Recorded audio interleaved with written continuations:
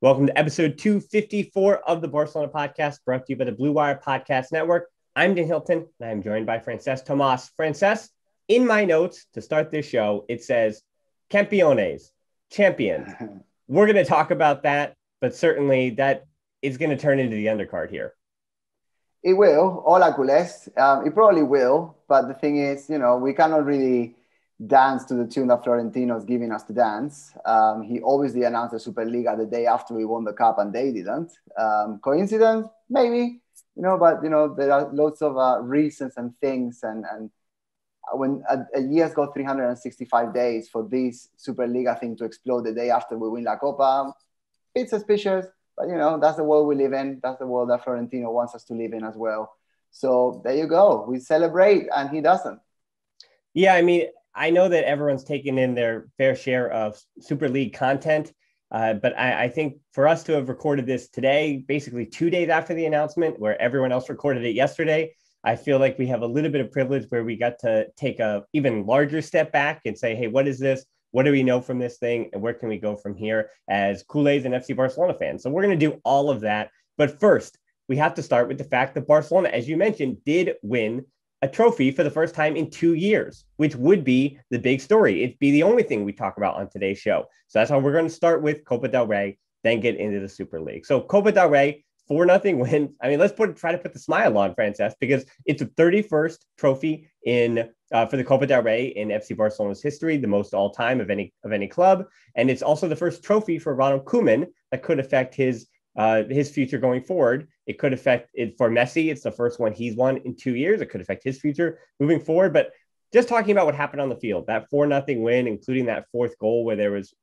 61 consecutive passes or something like that, around that number. And then just the performance from, I mean, what I have listed is the performance of De Jong and Griezmann with the eye test, and then what they saw with, and what you saw with the goals as well. Messi, of course, the brace showing up. But then on second viewing, because I mean, I usually view or try to view even the losses 1.5 times, but this one I was glad to be able to view for a second time. Busquets and Piqué were also sensational beyond what I saw even in first viewing. And Pedri was good. So there's very few negatives to speak about when speaking about the Copa del Rey, because this was a comprehensive performance from FC Barcelona.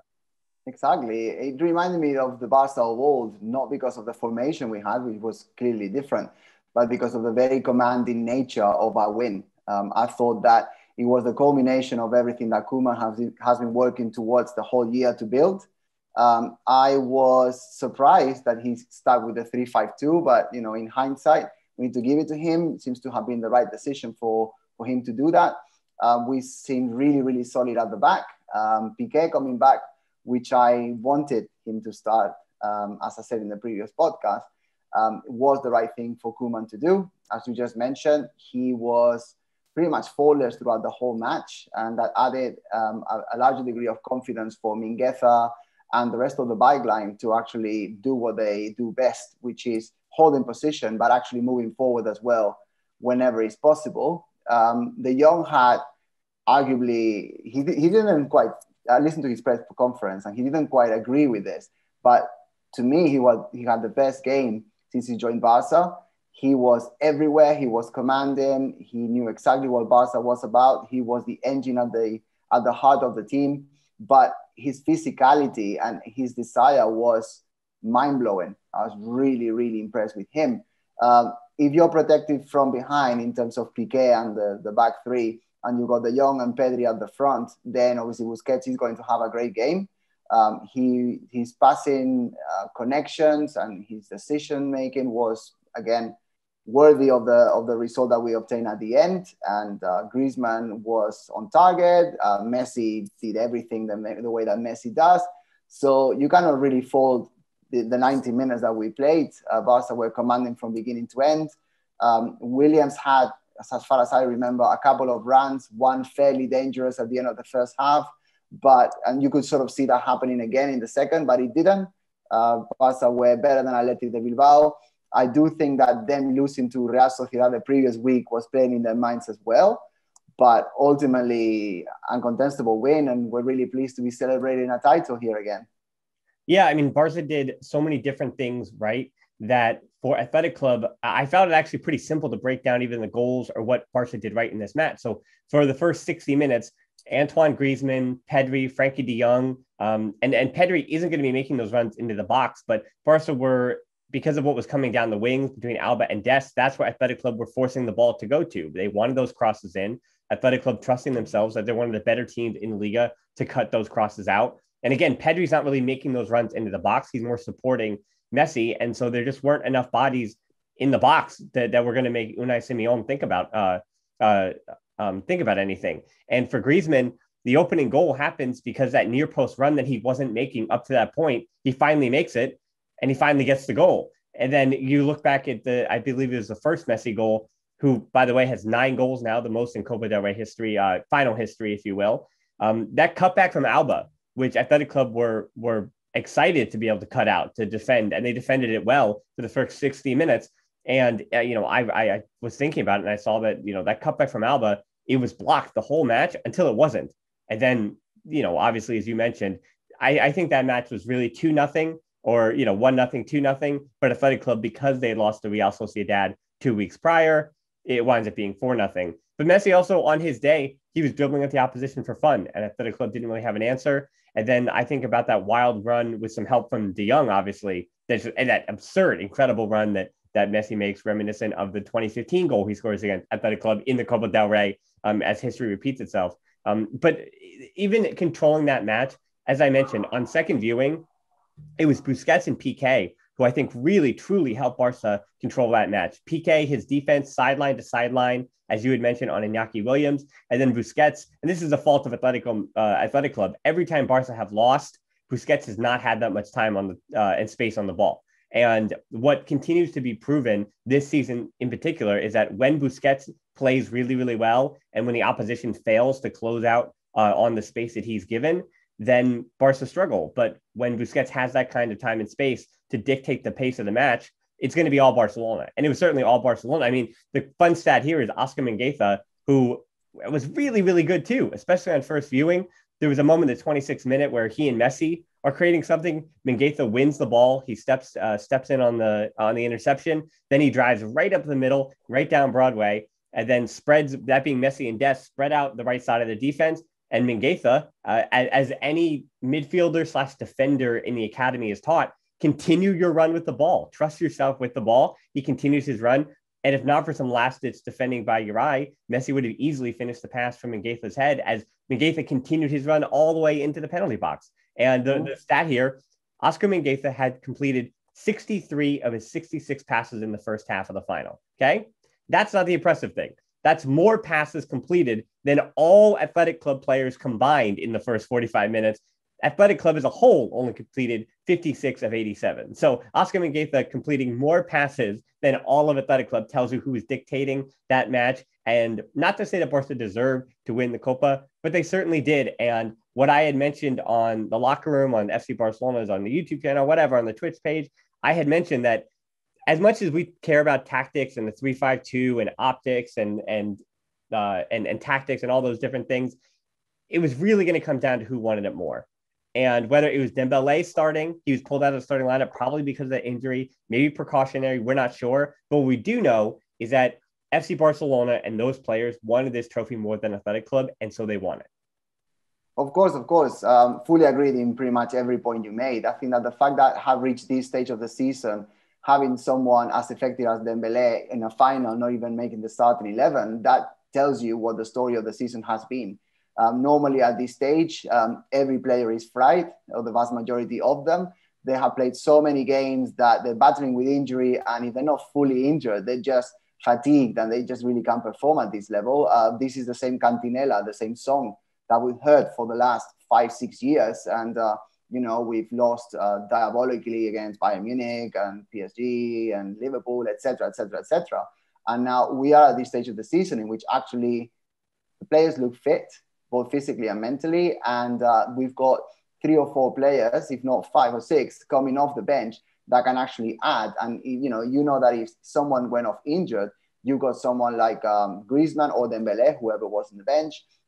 You could argue that even Pjanic could come on. You could say that Ilaix Moriba could be a starter. You could say that there are Trincao, for example. there are a lot of players that could make the starting 11, and this is the greatness of the current season, and I'm going to say it, the excellent season that Barca has completed under Ronald Koeman. There is no other way to describe this season already, and I don't really care if well, I do care, but rather we win it. But for the judgment that I'm making, I think winning La Liga would just be the cherry on top. I mean, Koeman was given a squad with Rakitic and Arturo Vidal and Suarez, and Messi just wanted to leave, and he's turning around, and he's promoted a lot of young talent from La Masia that have been made to feel important. I mean, you just talked about Mingueza. I didn't even mention Messi very much. No one bats an eyelid about that, because that's where we are now. This is what this coach, with the tools that he was given at his disposal, has created. The season is excellent. I was not expecting, and you can go back and listen to the tape. We've got 254 episodes of that.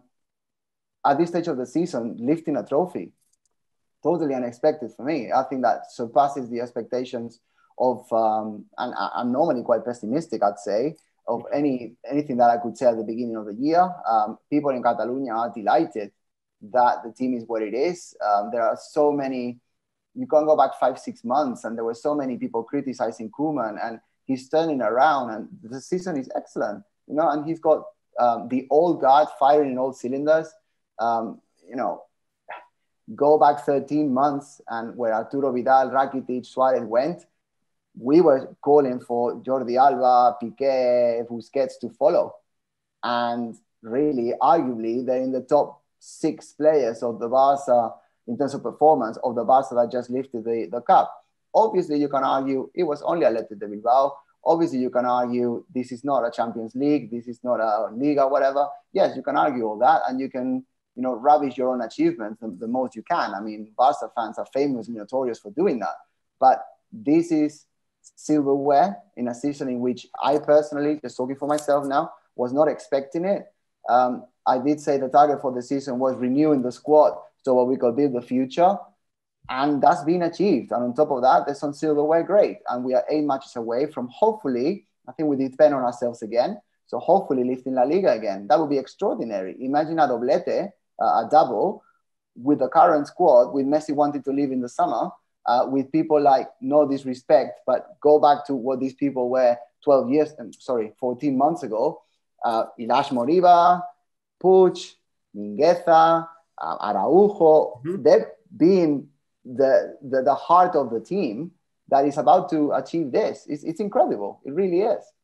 Yep, and I say it every week. You do it without Ansu Fati is another just incredible thing to me, because he's Barcelona's best young player. And arguably the best young player in the world when healthy, when he was fit.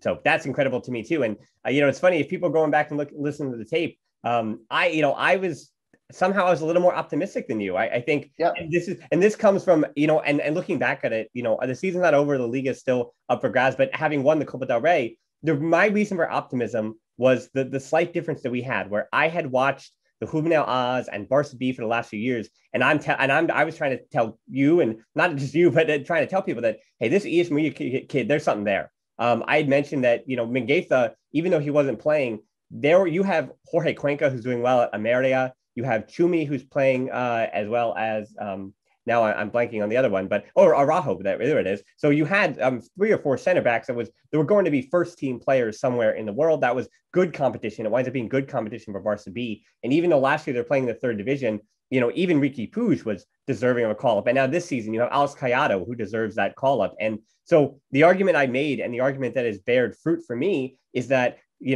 I understand that only a few players come from the academy every season, but what I was seeing, at least through the eye test from some of those talents, was that you have a really, really good generation after having a generation that, because as much as we could argue that Marc Bartra and Martin Montoya and Deulofeu, that was a pretty good generation, but it was a pretty good generation. It wasn't necessarily that talent you could see could be top shelf. Now for Ias Moriba, 18 years old, there's still a long way to go. Mingueza, can he do this over the course of an entire season or 2 seasons? Riqui Puig, we know his talent, but can he become an actual starter at FC Barcelona? There are certainly still questions. Alex Callado, can he actually be a first team player? And the list goes on and on. Is Dest, can he improve? Can he become defensively more solid? Blah, blah, blah, blah, blah. Can Ansu Fati come back from injury? There are questions up and down for each of these youngsters. Can they replicate Pedri? Can he replicate that form? Sure. But my point is, Barcelona have brought together a group of talent from the ages of 18 to 22 that we have not seen in a long, long time of that ilk. And so that is something that is to be celebrated, and that is something that Ronald Koeman was able to take. And I think that was where I was hedging my bet on that Copa del Rey in the beginning, that I felt that was possible because if Ronald Koeman was able to, get his veterans to buy in, which he did, if he was able to win that locker room like he did, and was able to cultivate some of that incredible talent that was coming through, then Barca could win a trophy. And that is what I had said then. And that is what I feel like I've been vindicated for with that Copa del Rey trophy. So, Francesc, I want to give you a last word on the Copa del Rey and the generation and all those positive things, because then we have to talk about the dark cloud that is awaiting us. We do. We've got quite a bad-tempered elephant waiting for us at the other side of the break, I'm sure.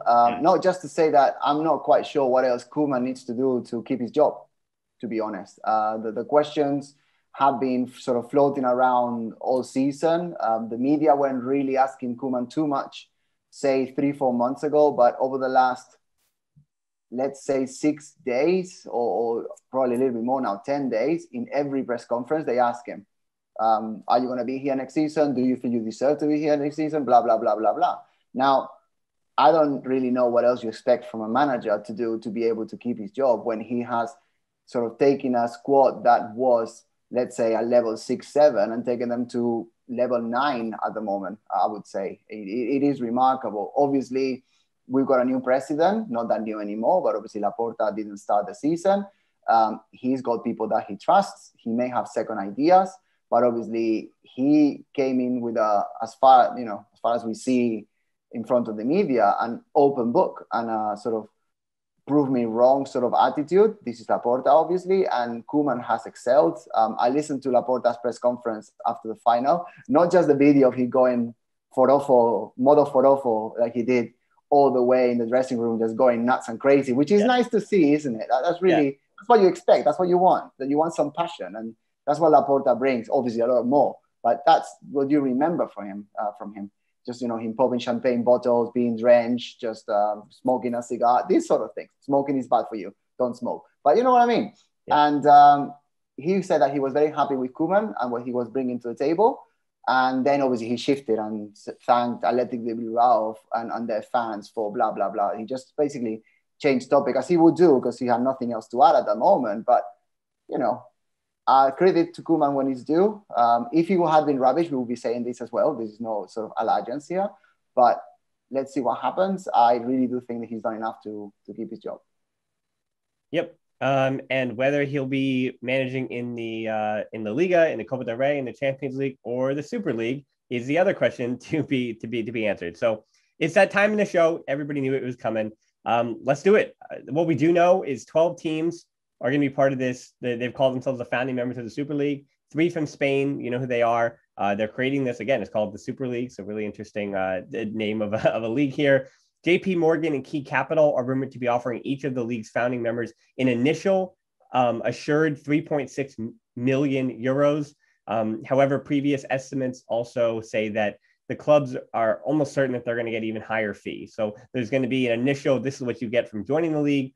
And then there are financial incentives along the way. There are going to be financial incentives when a broadcasting deal is met as well. So, Francesc, I think at this point, all of our listeners are well informed of what this Super League is, and they came here because they want to hear what we feel about it and where our opinions are. So I want to give you the first word on this. Okay. Let me start by saying, I've been thinking about this a lot. I normally, as you know, I come on the podcast and I just say things. I don't really prepare too much. I obviously watch the matches once and twice when it's worth it. And today I didn't prepare as such, but I listened to a lot of what other people had to say. Yeah. And I've got loads of data, but I'm not going to go through the data at the beginning. I honestly know what people want me to say. I know what the populist vision is. Yep. I know that if I say it's a disgrace, they're super selfish, you're ruining football, and I don't know what to say about words, but stuff them all. That will get us a lot of listeners, that will get us a lot of views, that will get us a lot of comments. And I fully know what people have already said, just going into what the media and let's say the majority of fans seem to be saying. Okay, but obviously we haven't got to 254 episodes by me always saying what people want me to say. So I'm going to say what I feel. And what I feel is that the Superliga is not good for football as a whole. I think that as a football lover, I mean, I didn't start playing football when I was little just because I supported Barca. I started playing football because the ball was round and I like kicking it about and I like scoring goals. And disclaimer, I like kicking people as well because I was a defender as well. But that's a different story. The sport of football would suffer because of the Superliga. Totally get that. I think that Barca, Madrid, Tottenham, Arsenal, they got to where they are because of the hundreds of years, in most cases, of history that have created a fan base over the years. And they've been playing against, you mentioned the other day in the official Barca stream in the locker room, I was watching you, Dan. You said about Arenas de Huecho and against Sabadell, Europa, and Gymnastic and all of these clubs. And Barca is the club it is because they played against all of these teams throughout the year. However, I'm a football fan, but I'm also a Barca fan. It has been, I don't think I've ever watched a Levante against Leganés match at 3 p.m. on a Saturday. And I don't think it's been, I don't know, nearly 40 years now that I haven't watched that game. And I think it's probably going to be another 100 until I watch that game again. So also, you need to put into the balance that Barca are in enormous debt. You can, again, listen to the tape. 10 programs ago or so, we were talking about whether Barca are going to go bankrupt. Mm-hmm. Now, you can go back and argue, Barca are in that dire financial situation because of mismanagement, because of, overspending in players that obviously weren't valued for money. But Barca are in the position that we are financially. Also, I'm a Barca fan, okay? Having for, again, nearly 40 years, and I'm not going to change now. I have got full respect for Sporting de Gijón and Oviedo and Leganés and all these clubs, but I support Barca. So anything that is going to make Barca better cannot be a bad thing. Cannot be a bad thing. So, and I know it's very unpopular to say this, but if Barca have got in excess of 300 million followers on social media, and they are with Real Madrid, and I think then it's PSG, Bayern Munich, Chelsea, Arsenal. I don't know if in that order, but I've done a lot of research today. In the top 20 players in the top 20 teams in terms of numbers of followers in social media, the 12 that are in the Super League are in that top 20, with obviously Bayern Munich, Borussia Dortmund, and PSG also being in the upper. I think they're in the top 10 of all those three. But that's the situation we have today. There's a lot of people that watch football games on their phones. There's a lot of people that are watching Twitch, which, for me is even hard to pronounce. This guy, Ibai Llanos, who is a Spanish Twitch streamer, has got something absurd, like 6 million people watching him every week. It's insane. The world is changing. And the Champions League, as it is a format from pushing it the late 1980s. It hasn't really changed that much. And what it has changed is the fact that now we have a lot more teams from, let's face it, parts of Europe in which the viewership is not what it is when you're watching a Barca Madrid or a Manchester United, Atletico Madrid. And, when was the last time you watched a fantastic game in the Champions League in the group stages? Never, really. As far as I remember, the Barca Juventus this season was pretty good, but I can't remember any other, So as a fan, and as a Barca fan first, if joining the Superliga is going to make Barca better economically, and I'm going to be able to watch much higher quality, better games more often, I'm in for it. I think the current format is wrong. I think that the current vision that they've got is very elitist, and that's what people are saying. I understand that. But I would much rather watch, if you just give me the Champions League as it is now, and you give me the Super League as is proposed, I'd rather watch the Super League. I mean, you brought up a lot of points there. A lot of points. I think first, I want to start with my reaction. My initial feeling was, I think I was sad more than anything because people come here where I've listened to so many other, we'll say, neutral, or read so many other people that because they cover more than just FC Barcelona like we do here, that they're able to take certain stances. And so by connecting myself to FC Barcelona, and that even being financial. So yesterday I was doing a pretty big adult financial thing, and that's why we didn't record yesterday. That's why it's Tuesday here. But as I'm sitting and as I'm doing the different things I was doing, I was listening to people and listening to the podcast and the radio. And all I'm doing on this big monumental life day is thinking about the Super League, because I've connected myself financially to FC Barcelona in this way. And the thought that the club is choosing to do something that the fans hate so much is discouraging. So as much as I keep hearing the same arguments, but do they though, Dan? Let me interrupt there. I'm going to challenge you there. Do the fans really hate this? Well, that's what I'm about to bring up. That I keep thinking and trying to do the numbers. How many listeners, how many readers, etc., will we lose because people can't stomach what this means to their club? Now, what I consider though, and what I do calm myself, is knowing that great change is always met with great pushback. Always. And that's really good. I kept coming back to that. Everyone says they hate it, and that's true. But every big change that has happened in football throughout history, and I have many examples here, was always hated from the start. And you can't think of something not being the way it is until it isn't that way anymore. So just imagine trying to explain the modern Champions League. Also, I was thinking not just the modern Champions League, but try to explain televisions and the internet and Hot Pockets to Kool-Aids who were just done celebrating another Catalan football championship back in 1903 and looking forward to participating in the Copa Maicaya against some of the best teams in Spain, like the ones I had mentioned, like, all those Basque countries where football only existed really in the Basque country and the Catalans, and it wasn't even really getting to Madrid or Andalusia just yet. And imagine explaining that to Kool-Aids back then, the ways that football would change, the way technology would change, the way that viewership would change, the way that people would intake their clubs.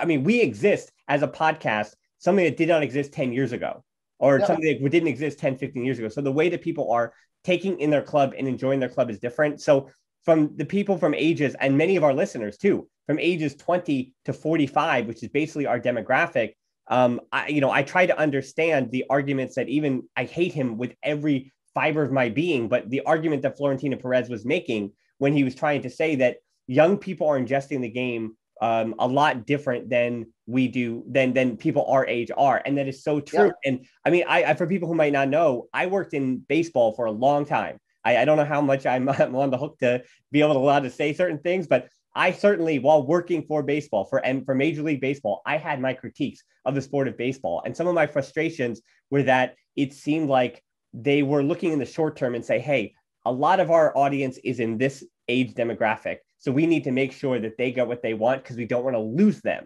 But the fear of doing that was that they were saying, well, we'll worry about those kids who may not be watching for XYZ reasons because we can't choose. I mean, you've got little ones, what they choose to watch and their habits of how they intake the things that they enjoy isn't up to us. It's up to, the way that, this is a whole, we're about to really blow this up. I feel like we're on the verge of it, Francesc, that this conversation is about to be about much more than football, because I'm right on the verge of just blowing up this whole conversation, because now we're talking about, generations of technology, and we haven't even gotten into the rich getting richer and the hypocrisy and all that things. Cause I think that's next on the docket. Right. So you can respond to me, and then I want to get into some of the other things that are involved in this conversation. No, I've got not much to add based on what you just said. All I can say is that out of the top 10 richest and most productive, because we're not really talking, that's the thing, we're not really talking about the essence of football here. We're not talking corners and free kicks. We're talking about football as an enterprise. We're talking about football as content, as an entertainment. And this is what football is at this level. This is what football has become. I mean, no one can obviate the fact that Manchester City and Chelsea, to put two examples, they became huge clubs because there was a big influx of money. I'm not even talking about PSG here. So the economics, the money, the business part of the business of the sport is huge, and is what has made a lot of clubs progress.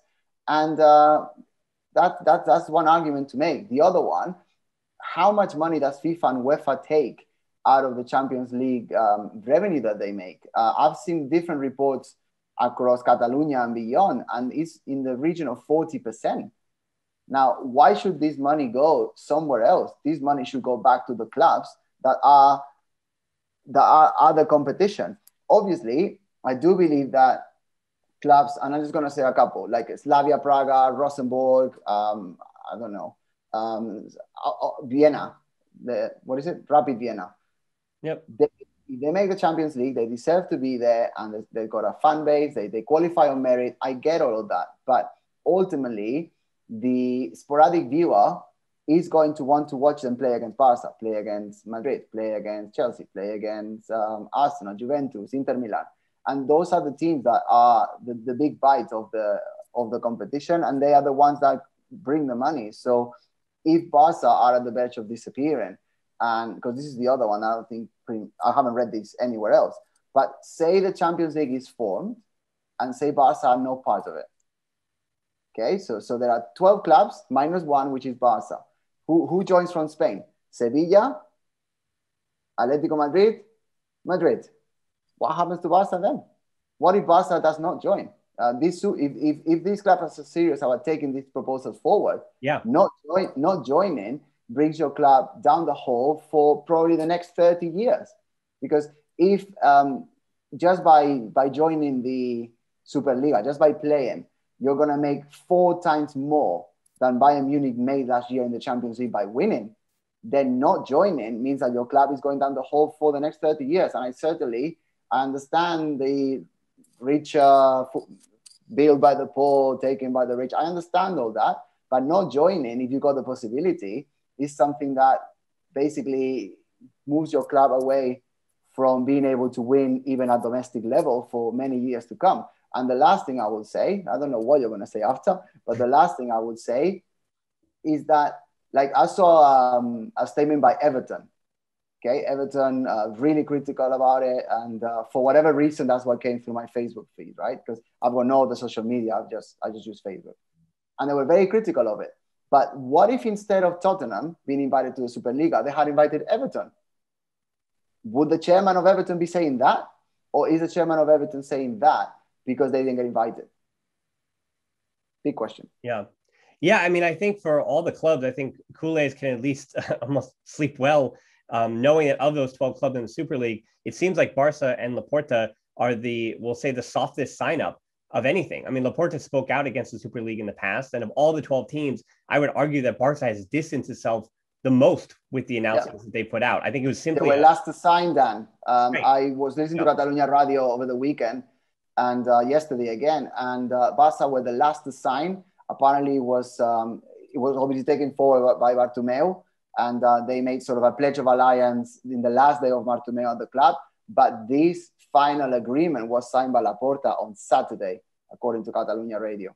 Yeah, I mean, and you already brought up the truth of that, is that because of Barca's debt, this might be necessary to keep Barca from going bankrupt, which exactly. For those listening to us, that is the worst case scenario. So would you rather stomach Barca, I mean, and doing this thing to, as again, I'm going to continue to talk about, crush the soul of football, which is something I think is hyperbole at this point. But the other thing I want to note too is there's still so much we don't know. Unlike other conversations and rumors about this leading up to this moment, this feels like a point of no return. So certainly there is a cataclysmic moment coming for football and a reckoning coming, but the courts will be heavily involved.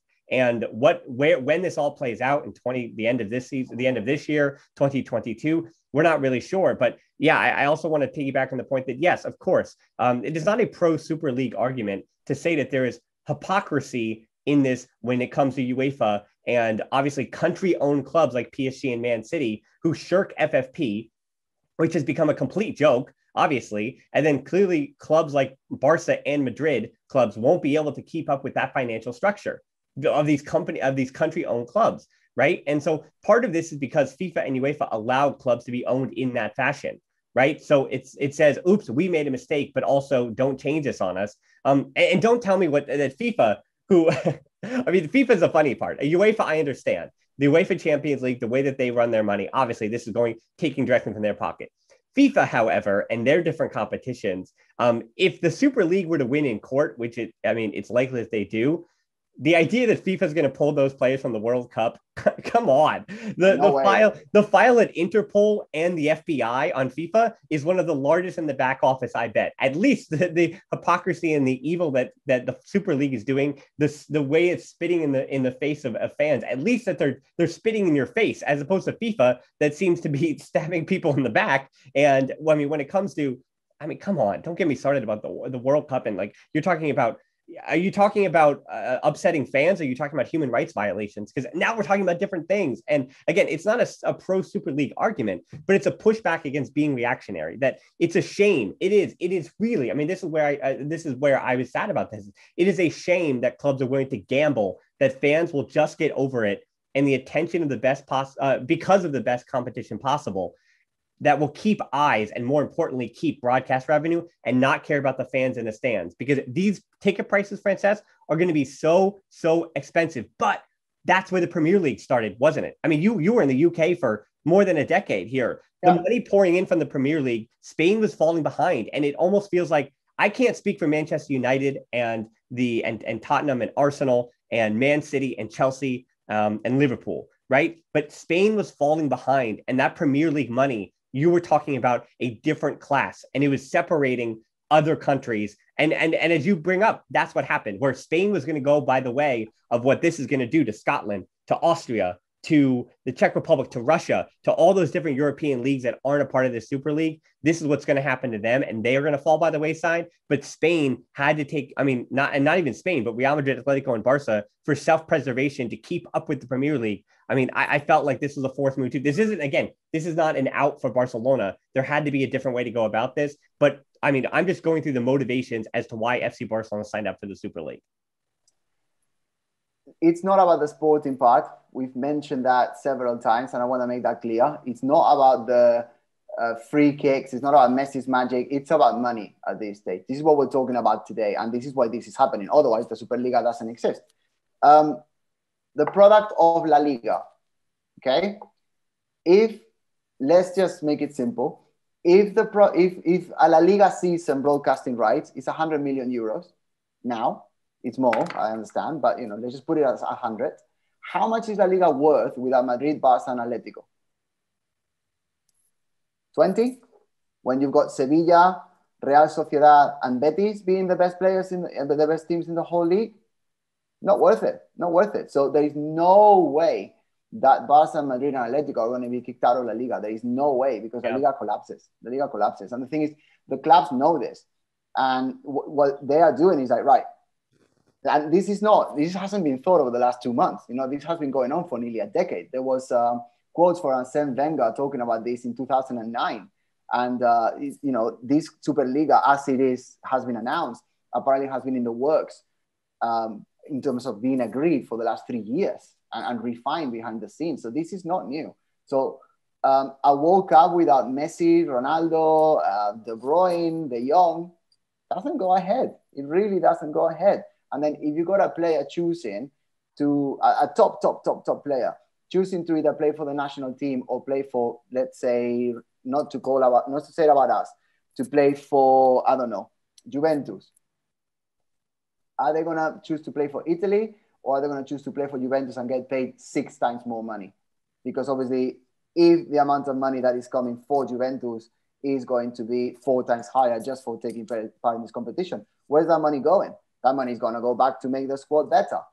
So what are players going to be looking for? Are you going to be working throughout?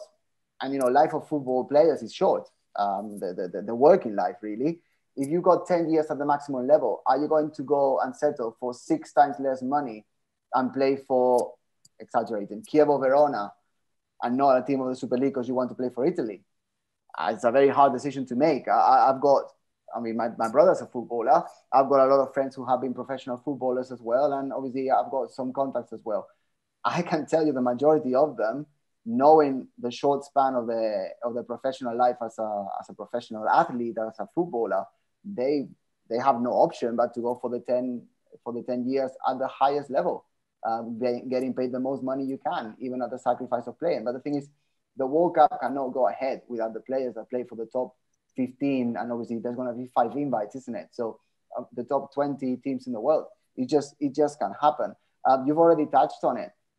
If UEFA and FIFA had been prim and proper and they never really had any scandals, no bribery, no nothing behind the scenes, then I could probably put my hands up and say, hey, they're faultless. They've been faultless for 80 years, 100 years, and they're trying to break away. That's quite dishonest, but come on. You can Google FIFA corruption and everything's going to pop up. You don't need me to tell you. And the other thing is, what would the option be? In my eyes, saying everything I've said, in my eyes, the best option is for them both to talk and agree and make the situation better. The Superliga as it is, I will be flabbergasted if it happens as they're proposing it. I will be incredibly surprised if the UEFA Champions League, they're saying they're going to reform it by 2024. By then, all the money is gone. By then, all the big clubs are gone. They need to act quicker. So they've got no option but to talk to each other. We want a strong European club competition in which Lionel Messi is playing, or whoever takes the baton after him, Griezmann, Dembélé, De Bruyne, whoever, doesn't matter, Mbappé, Haaland, doesn't matter. You want them playing in the biggest competition, and the biggest competition will be where these players are playing. If you've got JP Morgan and Superliga or the League of Elephants, it doesn't matter what it's called, doesn't matter who it is, but the ones that get the best players are going to be the games which people will be watching. And UEFA and FIFA have got no option but to listen to these clubs. And all of these empty threats that they're throwing about just now, they're just going to look back, because they're going to have to swallow the pill. They're just going to look back at the tape and look back at the releases that they've made, and they're going to have to swallow it up. La Liga without Atletico, Barça, and Real Madrid is not worth less, obviously, but it's worth very, very little. Now, I do know and I do understand and I do agree with you're destroying football as we know it. And I do get that. But ultimately, Barca is very close to bankruptcy, and we need to keep moving forward. And I know I'm making a lot of points, but I'm on one. So I'm just going to make the next one, if you'll allow me. Yeah. The NBA. Okay? You're a big fan of the NBA. So am I. Yeah. The New York Knicks. The New York Knicks would have been relegated 20 times over the last 20 years. But they're still there now. Are people stopping to watch the NBA because the Knicks are rubbish? No. I'll give you 18 out of 20 years. I'll give you 18 out of 20. All right, fine. Yeah, agree. Latrell Sprewell and their friends did very well. And Marcus Camby did very well on that one season. Yeah. But they're not getting relegated. The Memphis Grizzlies, not relegated. The OKC, some seasons really good, some seasons not that great. Yep. And are people stopping to watch the NBA because it's always the same teams? No. You can argue that the audience goes up in playoff time. Fine. The Superliga have planned to have a playoff as well. But ultimately, the last basketball game that I watched was the Lakers against the Celtics, not that long ago. That's like the Barca Madrid, right? That's the Clásico of the NBA. I would rather watch 4 of those a season than just the 2 that we watch in La Liga right now. And then imagine if they meet in the Superliga final. You can argue you can also meet in the Champions League final. But obviously, the teams that are in the same country, they're avoiding each other in the group stages. So you can only really have a maximum of 4 Clásicos if they happen to meet in the semifinals, which to my memory, and I could be wrong here, has happened once in the last 15 years. So I think it's a win-win-win situation for the fans, because we're going to watch more quality games more often. And to me, that's a good thing. I know the popular thing is to rubbish all this idea. I know the popular thing is to say something completely different, but I have to speak my mind, and that's how I'm feeling. Yeah, I mean, I think you stumbled on something with the NBA and the future of how, again, the next generation younger than us. It's funny, people always ask us how old we are. We're old enough to remember basketball in the 90s. That's how, I mean, in Francesc, you've got even a few años on me as well. But I think you stumbled on something about the way that younger generations are watching sports, and that is, especially through the NBA. I mean, it has rose in popularity because of fans of just individual players. I think you're going to see even more of that moving forward. And back to the point about the Spanish football, because that's what we're talking about. We're talking about the soul of Spanish football. Do Real Madrid and Barcelona and Atletico Madrid have a moral obligation to raise all football around them and in their ecosystem and everything that comes about from the competitions that they play in. That is the moral question that's being asked. And in Barca's press release, again, it might just be a lot of talk at this moment, but you talked about continuity and working together to create some kind of final result here. So Barca's press release says that midweek fixtures will all be with all participating clubs continuing to compete in the respective national leagues, preserving the traditional domestic match calendar, which remains at the heart of the club game. So there clearly is a priority, at least in words, that Barca want to continue to support Spanish football and provide revenue for Spanish football. Now, that is impossible to do because of again, you're talking about travel to now all these different countries all the time, not just 6 Champions League group stages over the course of a few weeks. You're talking about a constant Super League on weekends, and how are you going to potentially have your La Liga 38 matches? It's just going to be too much football. But that's the way that we see these systems working. But this means these 12 are saying to the rest of football, and this is what's upset everybody, that, hey, to support us, we're asking you to make radical change through hundreds of different clubs, through tons of different leagues and divisions, and going down those pyramids. Because it's what you brought up. If Barca is leaving La Liga, Copa del Rey, etc., as in they are forced out of those competitions because of the money they are costing UEFA, of course, that would be cataclysmic for everyone. I mean, as we mentioned here, Barca are not recovering from COVID. And that is something that's being brought up by Barca, by Real Madrid, that these clubs, because they were trying to keep up with the Joneses of Man City, yes, these are self-inflicted wounds, of course, but they're also so paramount. It is paramount that these clubs succeed for everybody else as well around in their ecosystem. And Spanish clubs as a whole have never really recovered from the 2008 financial global crisis to begin with. So losing all that revenue in broadcasting deals without the big three would be cataclysmic, as you mentioned, for so many clubs and Spanish football as we know it. I mean, so this decision that Barca, Real Madrid, Atletico Madrid leaving is ripping the heart out of Spanish football is absolutely true. You've seen the trouble that Valencia, Deportivo La Coruña, Malaga, for example, and others have gotten into. That will only multiply to many other clubs. I mean, a slight counter argument, though, is that the likes of Sevilla, Athletic Club, Real Betis, Real Sociedad, even the occasional Granada, they will likely get a better shot at a Champions League money, which can definitely be less in the future, but still substantial if you were to, again, continue to have next man up, if you will, for these different global competitions. But yeah, but all that said, you're right.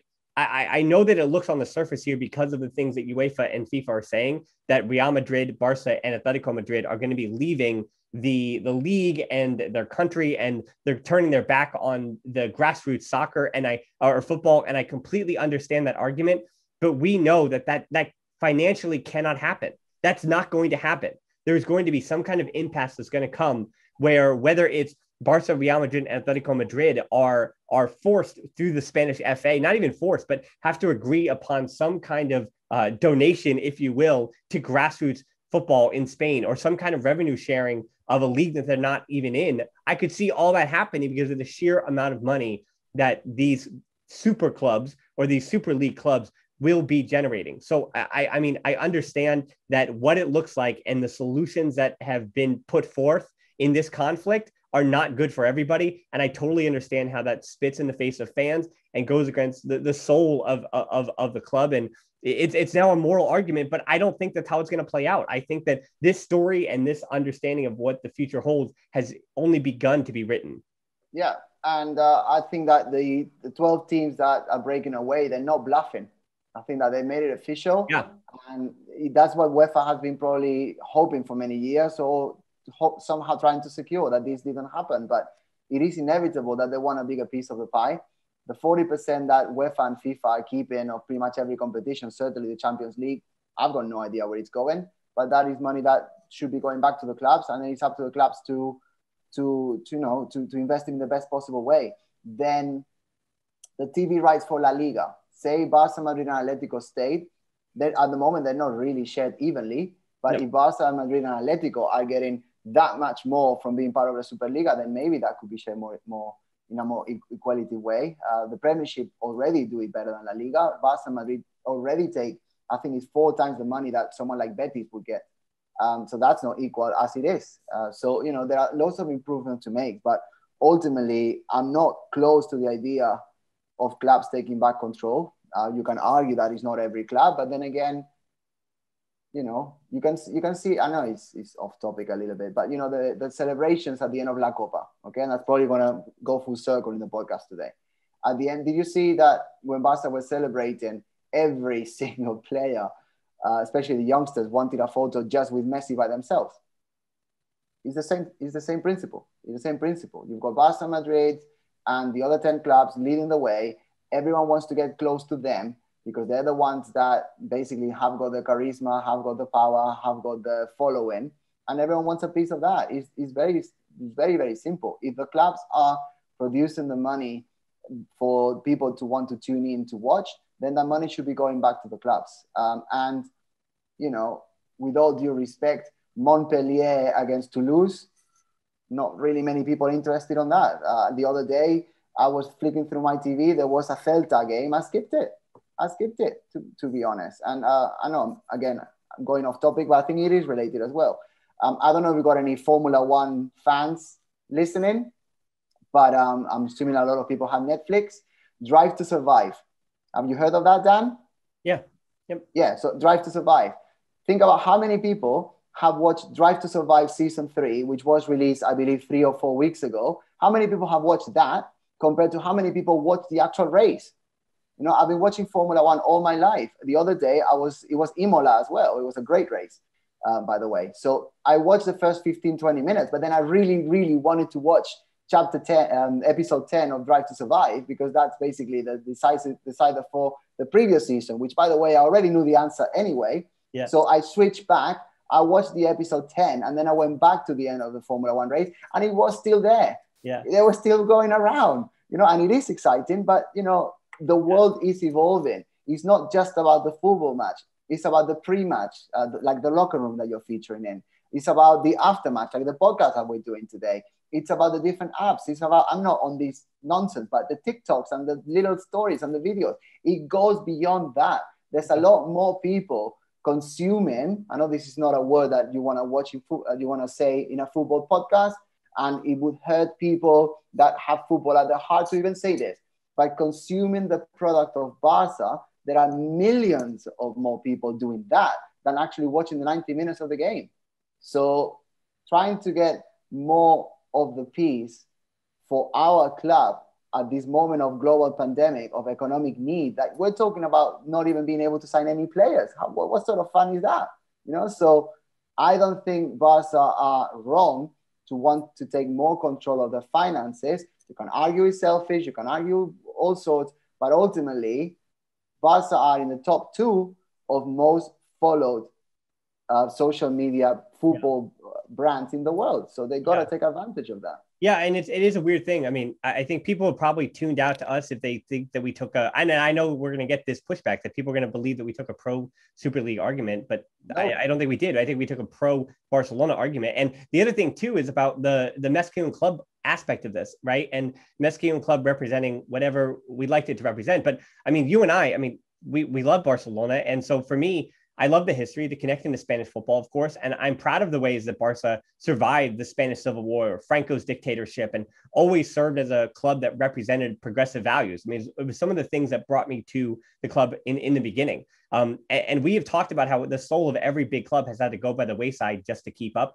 and this is the next step on that ladder. And now where this connects to is, where is, in terms of survival, in terms of progressive values, in terms of what Barca represents, where is that going as we continue on in the this next generation, the 21st century? And one of the things that I came up with was, before we leave it here, we need to talk about a throwaway line that they would plan a women's Super League too, because I mean, women's football is part of the future, and I know that people have pushed against it, and I know people tune out when we talk about women's football here. I mean, but part of my fear when reading about the Super League too is I have no idea what that will mean for Barca Femení. And since I can't guarantee that no thought has been put into it, because I'm not sure how much thought was actually put into it by these rich CEOs and all these, again, because that's who's making the money here, the owners and the CEOs, it's too early to tell. But I hope that Barca Femení don't suffer in the Champions League. Yeah, go ahead. I want to finish this point on the Femení, but please. You know, I'm with you. I'm talking about Femení as well. Yeah. I would be much, much, much more likely to watch Barca Femení against Manchester City one week, and then Chelsea, and then Arsenal, and then Tottenham, and then Inter Milan, and then Juventus, and then Madrid, than I am watching the Liga Iberdrola, with all due respect to, I don't know, Villarreal Femenino. With all due respect to them, I would be much more inclined to watch that. And also for the women's football, I think it was even more significant, because there's going to be a lot more competition, there's going to be a lot more income coming in, and there's going to be much more development going through. So I think it's also good for Femení as well.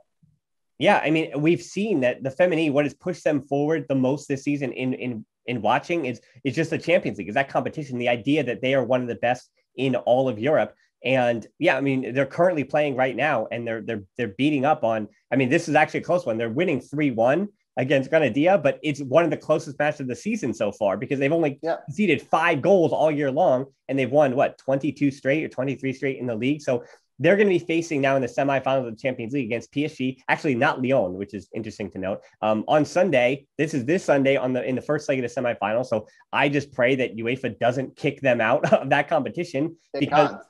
Right. I mean, they can't kick them out. I mean, they can't kick them out. What are they going to do? But that's the problem. But that's the problem, is that when it comes to big, organizations and whatever, like, no, they're not going to kick out Real Madrid and Chelsea and who's the other one in the Champions League, whoever. Man City. They're not going to do that to the men. But the thing is, like, the Femenino women's football doesn't have the kind of power. So you could prove a point, or you could take a stance against women's football, and what's that going to do? So I mean, I'm very cynical, believing that, I mean, they would do whatever it would take to, they're going to use women's football to send a message, and that disgusts me. I hope it doesn't happen. But by the time you hear it, that's again what I hope doesn't happen. But I could see it happening. But anyway, the 4 teams remaining are Barca, PSG, Chelsea, and Bayern. So I could see UEFA saying, hey, PSG against Bayern, you guys have earned the rights because your men didn't jump to the Super League. But I think why it would break my heart, because Barca has a good chance as any of the 4 to win the Champions League this year for the Barca Femení. And I really hope they even get the chance to, because I mean, I've seen all 4 of these teams, and PSG, you could say it's an upset of Lyon, but they were better than Lyon.